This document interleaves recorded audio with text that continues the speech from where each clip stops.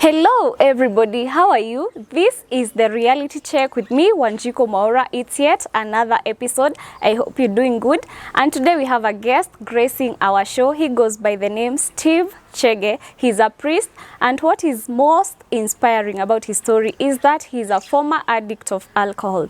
Inspiring, right? So without further ado, we'll go straight ahead to hearing from him as we listen to his story. Welcome. Oh, thank you. How are you, Steve? I'm fine, thank you. You're fine? Yeah. Karibu sana to the reality check. Yeah. As we have a word with you. Oh. You can go ahead and introduce yourself, tell us who you are, where you come from, and basically what you do. Oh, pleasure. I'm humbled to be hosted here by the reality check. I'm Reverend Stephen Mwangi Chege. I hail from Muranga, specifically from Kagema, Wow. Kanyanyaine. That's where I've been born. But currently residing at Muranga. I'm a priest ordained in the Anglican Church of Kenya, and I thank the Lord for that. I'm happy to be hosted here, just to be an encouragement to someone in the face of life, because in this life is very diverse. Sure. And we need to encourage each other. Yeah. Thank you so much. Yeah. Well, Steve, you know, from that brief introduction that I've done, talking of being a former addict of alcohol, and now you introducing yourself as a reverend. You know, someone might think I just came up with the story because you don't look like you are living that life. How did that happen? Okay, one of the things that I want to say is that in every phase of life, and I have been seeing it in this dynamic, is that in every group of people there is peer pressure. Sure. And many times are the times that we talk about peer pressure and we think about the young people. But in every group of people who are working and who are partaking a common assignment, maybe even you in your field of journalism, in the colleagues that you work with, you are enticed by some of the things that your colleagues are doing. And that's what happened generally in my life. And maybe 5 years ago, I was enticed by a group of people whom we were taking the same phase of life. Colleagues. And just a group of people. As I was partaking my theological studies, and I got into alcoholism. And little did I know that it will be something that will affect me. And it will be something that will sink in my blood. And eventually I started just like a joke, and little did I know that it will be something that will bring me down in the ministry. And I have really fought a big fight, both in private until when it came to public. Let me cut you short. You're saying you were taking your theological course. Yeah. So at what age was this? Maybe I was around in my early 20s. So peer pressure doesn't have a certain age? No. Peer pressure doesn't have a certain age. You go even to the old people who are working in the same office. They will still appetize each other by peer pressure. In every category of life, every age, peer pressure doesn't have age bracket.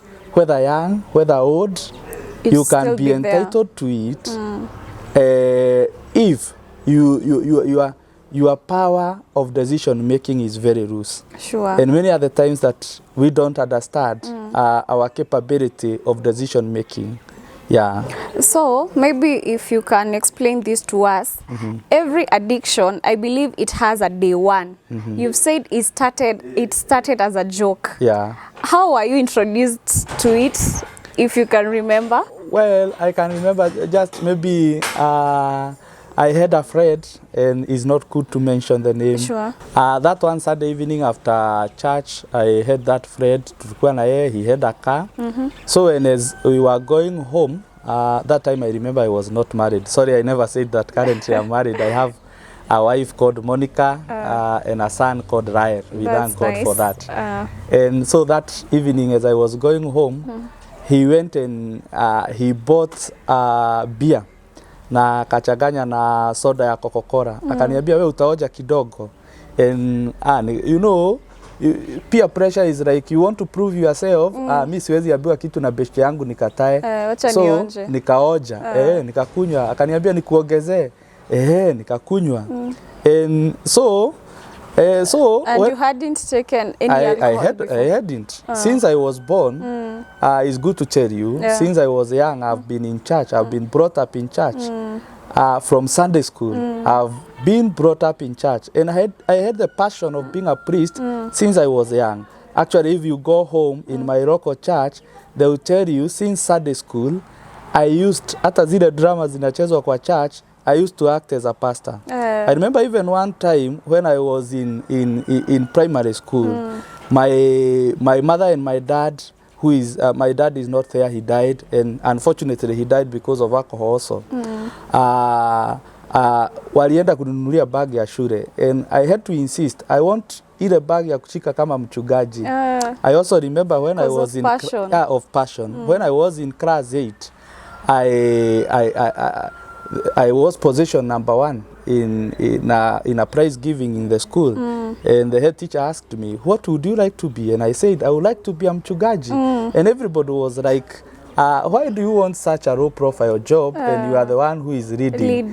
Then I went to high school, I was the CU chairman all the years. And so even when I got to the ministry as a young evangelist at 19, I still had that passion. So I say I had not interacted with alcohol the whole of my life. Now this is the first interaction. I have tasted it. I have proved to this friend that I don't want to disappoint him. Yeah, he's so your friend. So I took it, and he added another one. And he even told me, kwa sababu hii imeisha, can we go for another one? And I took. Yes. Yeah, and I remember the first experience, the way I even vomited and I had a lot of discomfort. But the following day, he took it as a trade, and now I started. And because I don't want to disappoint a friend, I took it, and I also took it. So it came, even the time that came for departing and separating with this friend, it was already induced in my blood. And so I could do it even at a personal level now, alone. Now doing it alone. Now I'm there.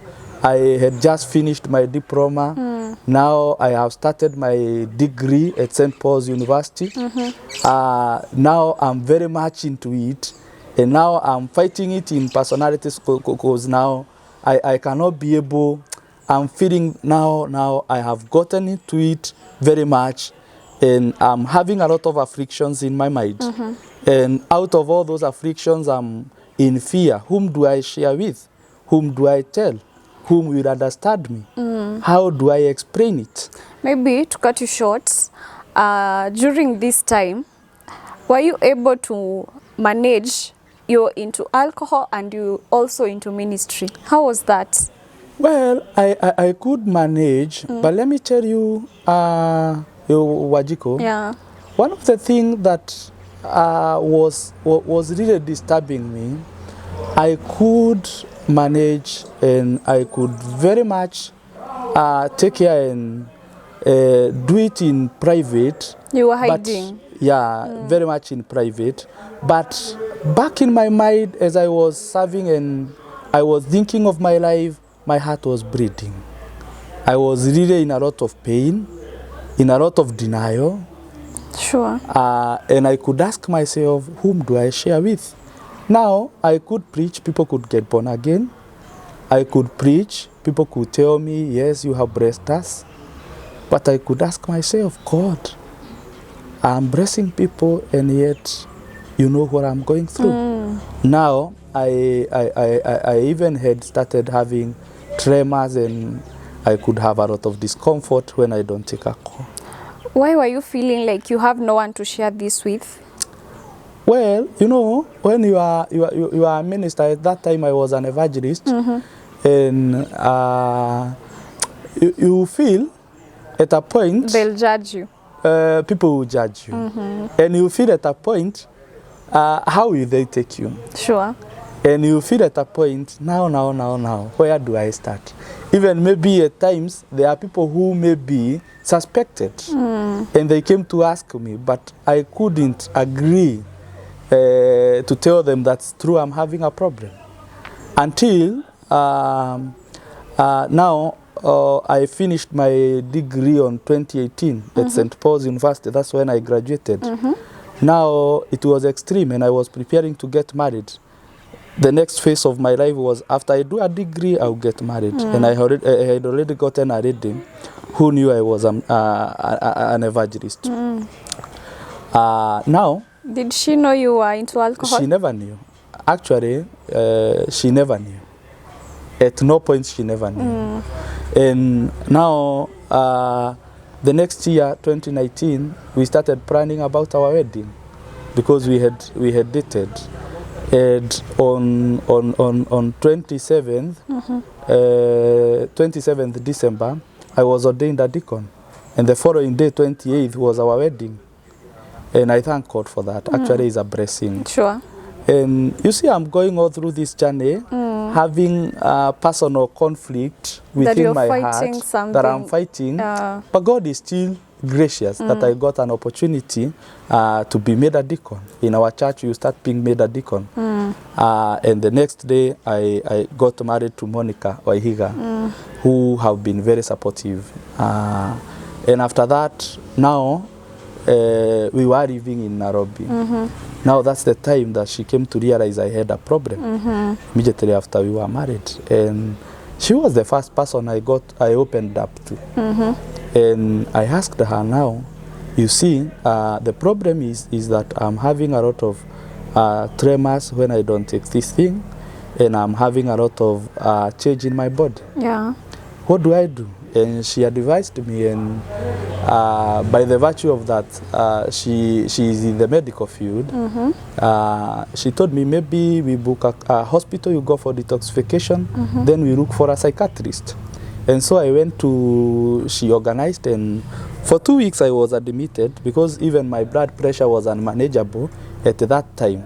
I had developed problems that are propagated by alcoholism, and one was a blood pressure. Maybe if I ask you this, what was her reaction the moment she realized this man that I got married to has a problem? Well, let me tell you, one of the things that I've come to understand is good when you have an opportunity to pray. It's good to pray and pray right. I don't know whether you are married or not, but when I was young and when I was in high school, when I was still in the Christian Union, we could fast, and I could pray, God, I need you to direct me. And I pray for my wife. Even I never knew that I would get married, and my children. And let me tell you, telling Monica, and she took it as her burden. Wow. And I thank God, because she starts a special gift from God for my life. Yeah. She took it as her personal burden. And she took it as the way you can take an issue of your brother or your sister. Wow. I know, by the virtue of life, if she was not God's plan, it could be a bro. She could be the first whistleblower. Yeah. But she took it as her burden. You hear, she's organizing. Start rejection issues. Yeah, she organized that, and I went, and I was admitted for 2 weeks in a certain hospital that I don't want to say. And the psychiatrist, the county psychiatrist, was coming to visit me, and I had a problem even to tell the county psychiatrist. He kept on asking me, "What's your job?" But eventually, you didn't want to open up. Eventually, I opened up, and I told him I'm a priest, and he told me, even priests get this problem, and like when I diagnose you, I recommend a rehabilitation. And I was like, now. And I'm a priest. Now, Daktari, you are recommending I go for rehabilitation. So I went home and I stayed, and then I eventually came back to alcoholism. I went and... You went to the rehab? No. Oh. That's another phase, we'll reach there.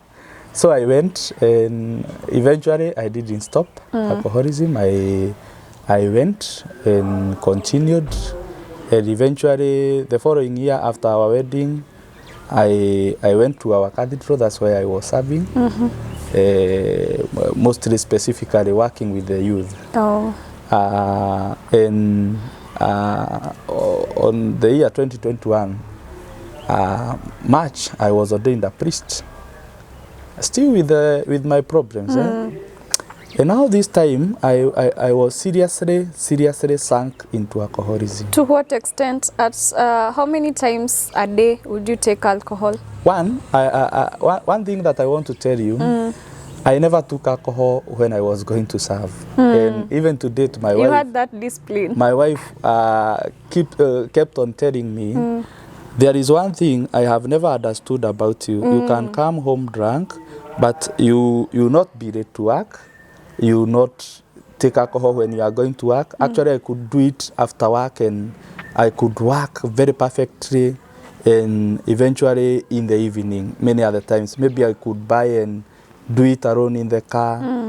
And yani, I had reached that extent. But eventually in the morning, I would have those tremors and those kind of things. But I did it mostly in the evening. I never had a schedule that is a must. I do it in the morning or daytime. I used to have that discipline of my... And how would it affect you? Would you stagger? Would you cause... You know, some people, when they take alcohol, they start fights.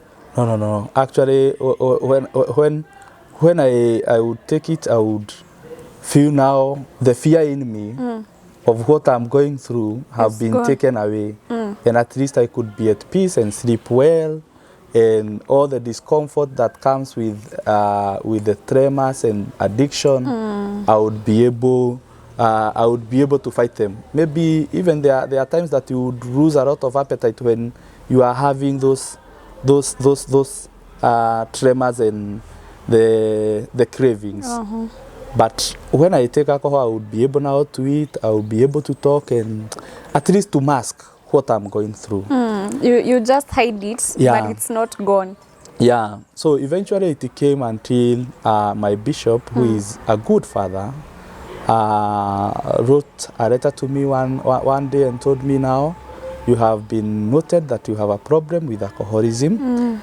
And actually he told me in that letter, just tell me how this problem started and how you would like me to assist you.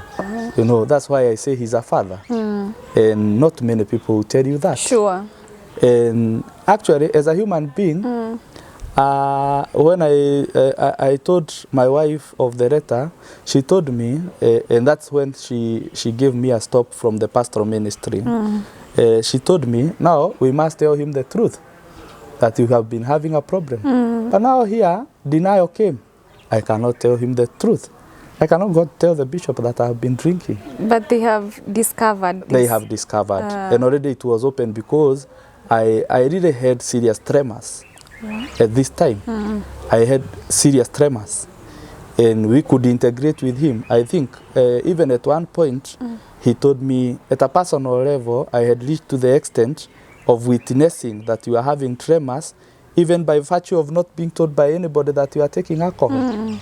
So it had reached that extent, and but when he told denied. me, I denied, and I was called to the disciplinary, and I agreed, and eventually I agreed. I have been in alcohol, and so after some time, I still was not able to manage, and so that's when the bishop now told me I recommend for a rehabilitation. Sure. And eventually one of my family members happens to have worked with Nakanda. And the one who was given the responsibility of organizing whether I will go for rehab, thought of calling that person and inquiring more about rehabilitation. And that person was told the clergy that we want to take for rehabilitation comes from this place. And he says, that's my home place. And he was told, yeah, it's your home place. He was told of the clergy. And he said, what do you mean? I attended his wedding. I was there His just the other day for his ordination. And I cannot understand. Just give me a moment. I call another family member. I ask what you are telling me, whether it's true. He got shocked. She got shocked. She was one of the senior boss of Nakanda, one of this in this nation. So she inquired and she was told it's true. He had been suspended, and so he organized, and I went for a rehab at Nakuru for 3 months. But one of the things she said, when you take him to the rehab, don't say he's a priest. Just say he's maybe a teacher or another person from another profession. Why? Where were you hiding? That's what they said. And for me also I felt it's favorable. But little did I know that it's good to accept yourself. I think in the rehab I went, I integrated with lawyers, with doctors, with very senior people, even in the provincial administration, who also had problem with addiction. So I stayed for 3 months and nobody never knew that I was a priest. And I came back, and for the 3 months I maintained sobriety, and I came and I stayed home for 1 month. Then was it challenging within those 3 months? Now you're not having alcohol, you're not seeing the people you used to see. Well, it was challenging, but because of the problem I had, you had to cope. I had to go. And actually my wife supported me so much on it, and she was for it.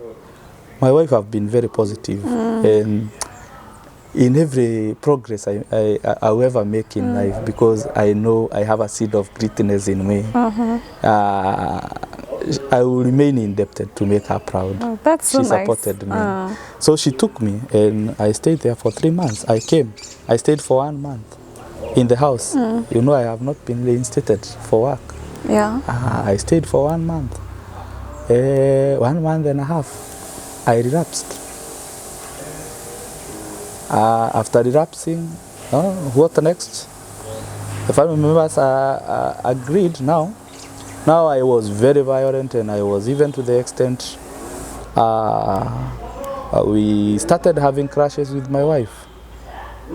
And now family members decided we are going to have an implant, an naltrexone implant. So that he can be able to curb the cravings. I was even taken to a psychiatrist again, who said maybe I'm having childhood traumas and I'm having other issues. And is it true? Were you having any childhood traumas? Well, my dad died because of alcohol, and he was an alcoholic. You were still young? Yeah, when I was still young. He was a government officer who died because of alcohol. And maybe in the reflection of that, it used to be very bitter to me, and actually I hated alcohol. But one of the things that I never knew is that genetically alcohol is in me. So at one point I should never taste this alcohol because it's in my blood. So I think during the first introduction, when I was introduced to it, the genetical implication of alcohol dominated me. Yeah. So that's why maybe I've come to realize I should have known in my generation that alcohol is something that I should even tell even my children that we should avoid, and we should never integrate with, because it's something that is in our blood. You hear, my father died because of it, and actually he never got sick. He died when drunk, and actually it was something very scary. And I was in Form 1, and I had already just joined Form 1. So you started being violent? So I started being violent, and we had a lot of disagreement with the wife. You see, herself is going to work, and I'm just in the house. I don't know what the church is thinking about me. And eventually, now I went for naltrexone implant. Maybe that's an implant that you are operated and induced some medication just to lower the cravings. And it's very risky when you have an naltrexone implant and you go back to alcoholism, you can easily die. And after I went for it and I came back home, and now I felt now I was at the end of my life. Now I was asking myself, where next now? You know, one of the person visited me, and you know, when you have issues, and people visit you, they may share with you, and when they share with you, at time, they might share with you, and instead of energizing you or encouraging you, they tell you words that maybe that are discouraging you in a personal way. So I remember one friend coming and telling me, you know, one of our colleagues, Mchugaji, I went to a shop. Now, is the friend was telling me, I went to a shop and the shopkeeper was telling me, hey, another Mchugaji was here and was telling me, the bishop is becoming so good that there was a clergy who have been an alcoholic. He was even taken to rehabilitation, and now he's here. You thought it was you? Obviously, it was me. Nobody else who have been taken to rehabilitation. And now he was telling me how the world there outside is waiting to see that clergy who was in the rehabilitation. And you see now, as I told you, Wajiko, I had not accepted I was a clergy since I was there. In the rehab. So now I've come to the community, and now the stigma might be waiting for me in a very harsh way. So when he told me that, and I was like, hey, so people are waiting, they're already aware. And even I was going to church at Mokoriaungo. I was going with my wife and my son. And so I was like, hey, so people are pointing at me, okay. So now after I had the naltrexone implant, and we were having crashes all over with my wife, I went back to alcoholism. And now I was doing it with a motive. I want to die now. Because I have an naltrexone implant, I want to die. It could react to my body to the extent that I remember my wife could take me to hospital even at 3 a.m. at the night. Why did you have that in your mind? You want to die? Oh, you see, the stigmatization. Not even the stigmatization. Now I'm seeing is like I'm to the end point of my life, and you know, you are like things are not working the way you would like, wish them to work. You know, many other times that when you are in addiction and you are trying to fight it, and especially when you have lost a job, and you are all over thinking about you want life to be the way you want. You don't want to work with the pattern. Sure. Even many other times that people are not able to fight addiction because you don't want to follow the process. You know, even if you want to bake a bread, or a cake, it's a process. Sure.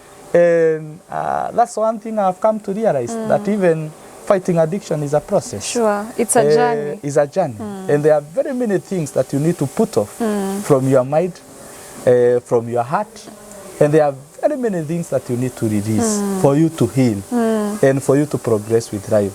So I was telling you, my wife could even take me to hospital at 3 a.m. because now I've taken alcohol. It had worsened. And she's even in the fear, if I die at the point I'm with her, because of this thing that I have been induced, she will not be, people will not understand that she is not the one who have killed me. So it reached a point even she went away and she left me. She left home? Yeah, she left me together with the son and she went, and I was left alone. Didn't that now affect you in another big way? Now. That affected me because is when now I seriously thought, now, you know, at times, those good people that we have in life, and you see that person. And actually, I had told my wife before we got married that one of my big fears in this life is marrying. Then you go back to where you come from. You separate. Ile siku utaenda, mimi hiyo ndio ile kitu kubwa naogopa sana. Na sasa ikafanyika. Sasa sijui kama alikuwa anakumbuka nilimwambia hivyo. Even now I don't know whether she remembers that. But I had told her that caution even before we got married. Now is when it got worse. That was your fear. Now is when it got worse. I even went now back home to my village, and I started even drinking alcohol there. Did you face any rejection from your family? Ama walikuembrace? Najua, nobody will understand you, and never expect to be understood when you are doing wrong. Because you are doing wrong, and but everybody you want have to be understood. Mtu anaweka, everybody have poured his or her energy on you, and they are still seeing you deteriorating. You know, as a human, they will be disappointed. Yeah. And I went home and I still continued with the habit, and it was very stressful. Until it reached to that point, you know, nobody will judge you. There are people who are human. When I was at home, I would remember Pentecostal pastors, Deliverance Church and Full Gospel. My uncle happens to be a Full Gospel pastor, so he used to tell his colleagues, they pray for me. I remember they used to visit me, and it's very awkward, the Pentecostal pastors visiting a clergy from the mainstream church. And I remember at one point they told me, now you know, because you are in this village, when you are hurt, the body of Christ is hurt. Sure. And when you are drinking, we don't care whether you are an Anglican, lakini even us, we feel a lot of pain. And they started and the society praying with at me. whole. They started praying with me. I remember also a group of women whom we were praying with before I joined the ministry, who were also praying with me. And eventually at that time, my home parish priest was changed. And another one came in, who is a lady. And I remember we had in our locality, there have been that problem of alcoholism and people not progressing. So pastors and the society have joined. We have interdenominational prayers every 8 months Saturday. And I remember when these in the Pentecostal pastors, we integrated with them, they invited me for the prayers. And just imagine, this is the first time that I will go to appear to people as a clergy who have been in alcoholism, and maybe many of them know, many of them have talked. And that's when I met, I went. They have organized themselves. Some of them stay in Nairobi, but they come to the village because of the heart of the village, because they know the battles and the atmosphere of the village. They come for prayers. That's when I met a counselor who comes and who leads those prayers. She is called Anne Wanyeki, and she is an author. She have written a book on the beauty of inner healing, and she also have a school and a ministry about the inner healing.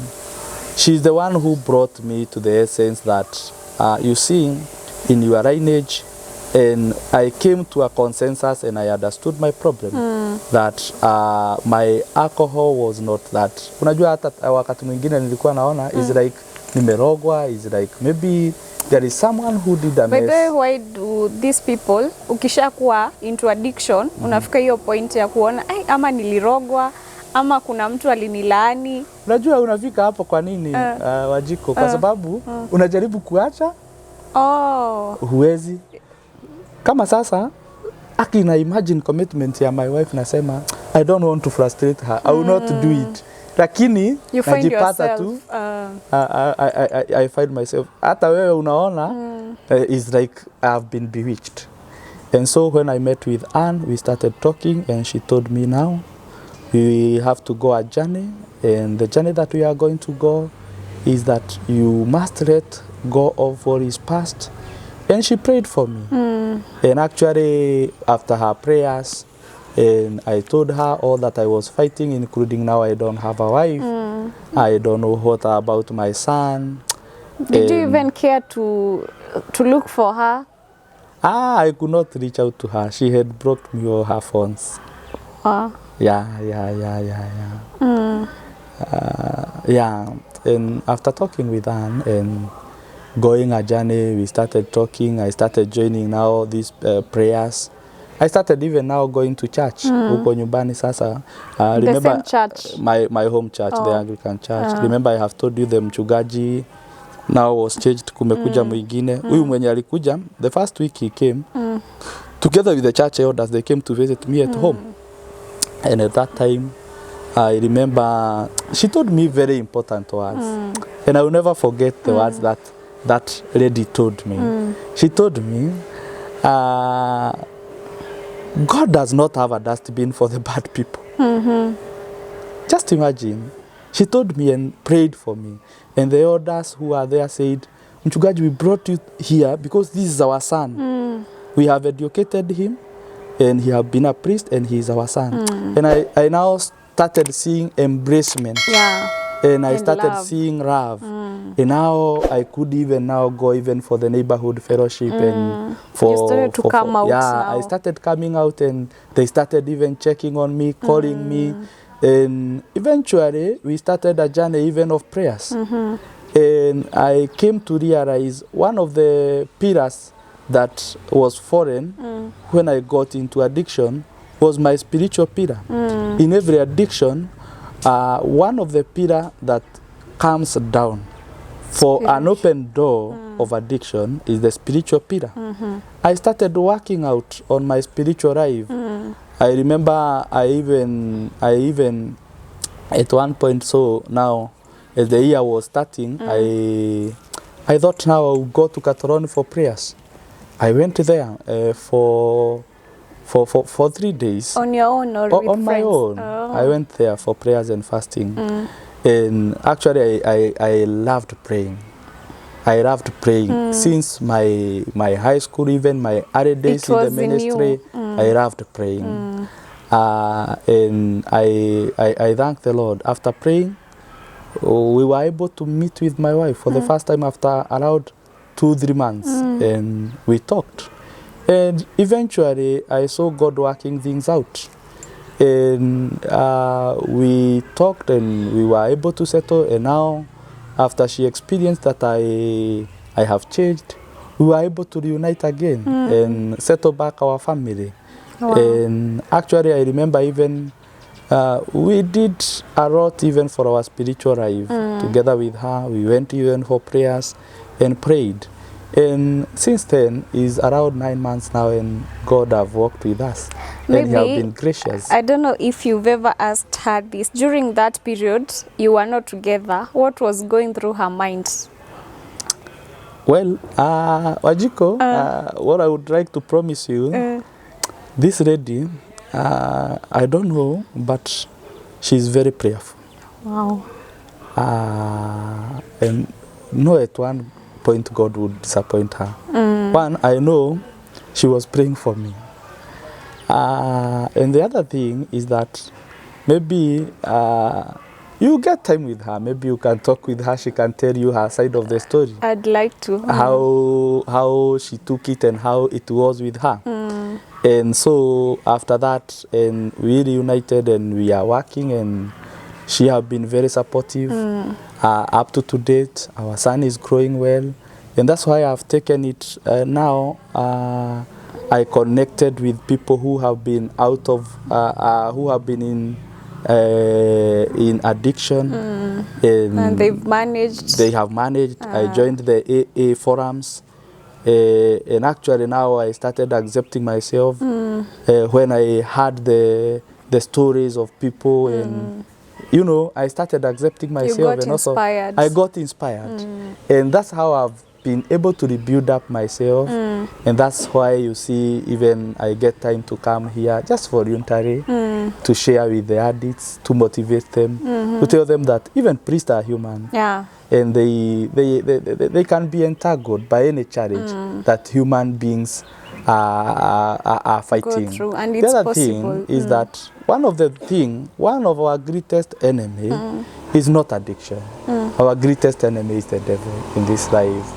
And whenever the devil is able to get a point to reach out to you, he is able, you know, his mission, as the Bible says in John 10:10, his mission is to steal, kill and destroy. Yeah. Wakati anapokushika, anaweza kukutendea, wakati unamfungulia mlango. When your spiritual pillar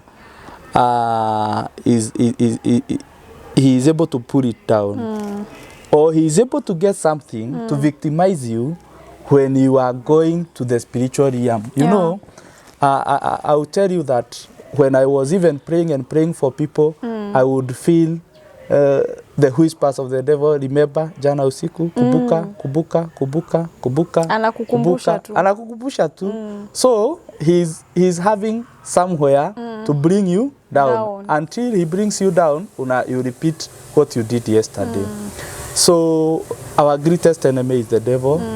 And my great plea is that we should always work out and be ready to fight with him and to be so much in a prayerful life. Wow. Yeah, I have rebuilt up myself.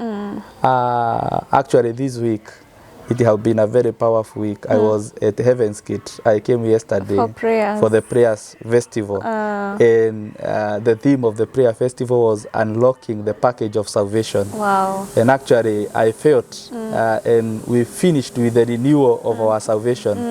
I felt that convention was meant for me.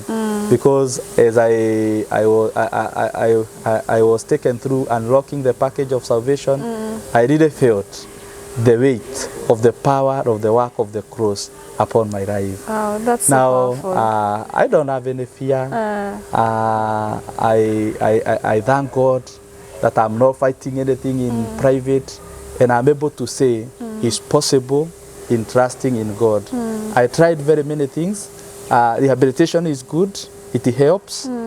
Naltrexone plant is good, it helps. But actually, what can solve it all is just God.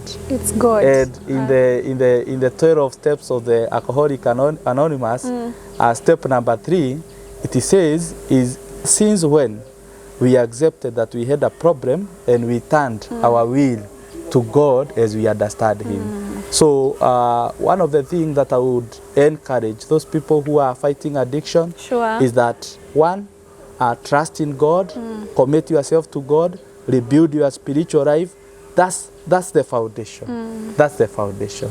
All other grounds might sink sand. Sinking sand. But the foundation of rebuilding your spiritual life is the only foundation that will stand strong. Thank you. Maybe as we finish, to those who are having relatives or family members that are going through addiction, you know there are different types of addiction, not only alcohol. For you, at least you had people who showed you love and they embraced you, starting with that church leaders and the priests. For those who are going through that, how can you advise them or encourage them to stand with these people? They're actually like patients who want to recover, because you've said you try to recover but you find yourself going back until now you're like ama nilirogwa. Well, one of the things that I would say to those people who are having, maybe is your daughter, maybe is your son, maybe is your brother, maybe is your sister, and he is sunk to addiction, one of my encouragement is that don't give up. Don't give up. Don't give up. Keep praying to this person, keep talking with him, do what you can do as a human being, leave the rest to God. Wow. Do what you can do, leave the rest to God. Sure. If you can manage to take this person to a rehabilitation, just take him to a rehabilitation. As you do your part, leave the rest to God. To God. And even if you see your part is not succeeding, continue doing your effort, trusting in God. I don't want you to move from trusting in God, even as you do your human part. You know, even the Bible says God blesses the work or the effort of our hearts. God also blesses our effort, and also spiritually continue praying for that person. Sure. And don't judge. Don't be judgmental to this person. Don't criticize this person because he lost a job, because he lost a family. Just pray, and at God's appointed time, it will come to being. I've come to write these words, and I've quoted them again and again, and they were my starter. Even when I came back to my spiritual life, is that when Jesus went to raise Lazarus, the sister told Jesus that if you came, my brother could not have died. But the sister continued and said, but even now, whatever you say, whatever you pray, it shall be done. And what do I want to say? It's never too late. It's never too late. Those words, I took them as very special joining words that Mother said, even now, even at this point, this person who is in addiction, even at this point, this family is giving up because of their brother, their son is in addiction. Even now, God is able to resurrect. Wow. God is able to bring back life. God is able to restore the family. God is able to restore you back to your academics. And there is progression of life. Yeah. If Lazarus was dead and he had stayed in the tomb for 3 days, but mother is having that faith and conviction that even now, and the Bible says he was marrying, even now, you know, many are those addicts who reached that point Like of you're even almost smelling. reaching to the end. Yeah, we are smelling, we have been categorized, we have been called names. But even now, there is hope. Wow. There is hope. There is victory. Yeah, and there is a solution. And there is a power beyond human power Amen. that is able to help us. Thank you so much. I actually feel like this conversation would talk for hours and hours.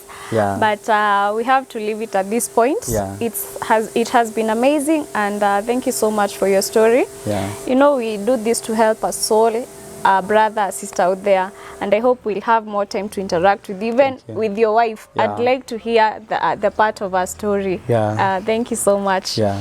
Well, to our amazing viewers, I hope you've had this powerful and inspiring story. I hope you've learned one thing or two, and if you're there, you're battling with addiction, whatever type of addiction it is, you've had it from him. It is very possible. Well, until next time, this has been our episode today. Comment on our comment section, like this video, share to all those who are struggling with this and you feel like they need to have this. Thank you so much.